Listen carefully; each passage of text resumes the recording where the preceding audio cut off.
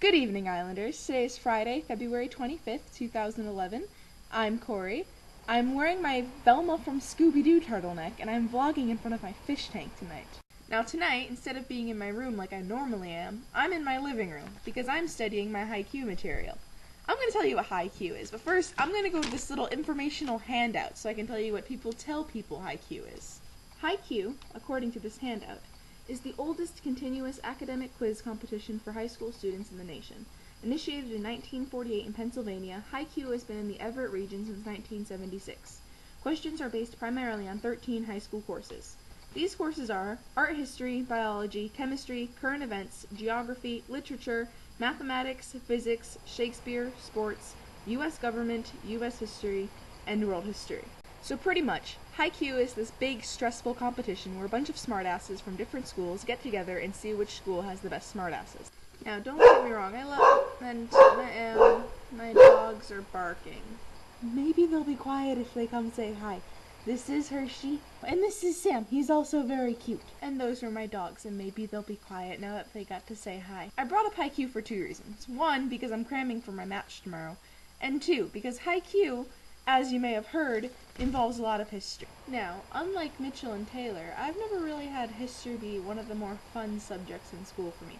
And that might be because in my history classes, I've never had to really understand anything. All I've had to do was memorize a couple of proper nouns on some paper and call it a day. I mean, King Richard I might have wanted to take 50,000 horseshoes on his crusade, but King Richard I was also a person, and the stuff that makes people people are things that are more interesting to me when it comes to history. But when it comes to stories in history, or that kind of thing, it's just people are people, and sometimes when especially for me, because I'm not a big history person, when I'm reading a history book, my sister just wants me to help her with her math. What, Brooke? BLT? Bacon!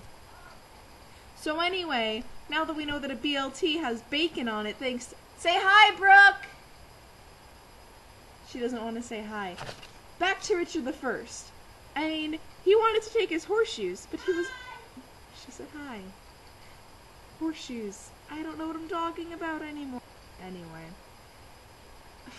How much of this take is useful? Hi, nerds. Okay, bye.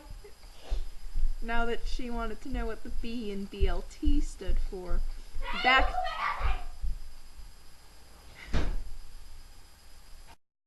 to history. Henry III's widow might have been named Eleanor.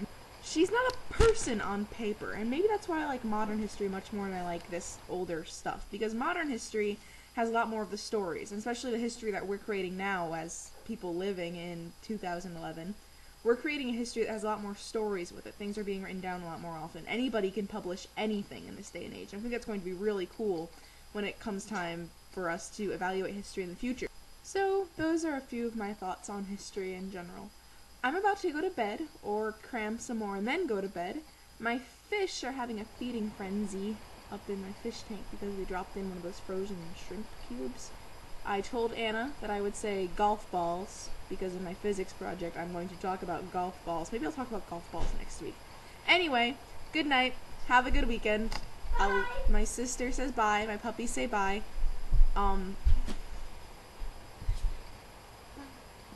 She says bye. Alright, have a good weekend.